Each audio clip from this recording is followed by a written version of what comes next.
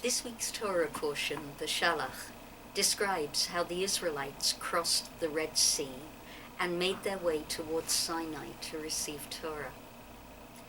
We might think, in the pictures that we carry in our minds, that there was very little that went on in those parted waters save for mud underfoot until we got to the other side. But the Midrashim, the early sermons and interpretations of our tradition, think differently. They populate and explore that passage through the sea, and I want to give just two examples. The first is one that I learned this morning from Rabbi Bernhard, who was describing how a teacher of his was one of the consultants on the film Prince of Egypt.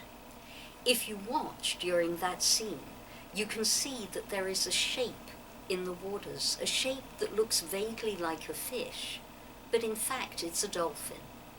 Why a dolphin? Because dolphin skins are going to be used eventually to build the Mishkan, the tabernacle in the desert. And so the sea itself is providing what is going to be the central place, the richness of the children of Israel in future. There's a second midrash that I learned at rabbinical school, which is that far from being water and mud, this was more like a crystal forest.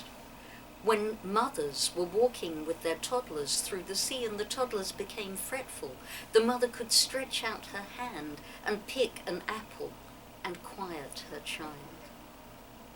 What's the lesson for us?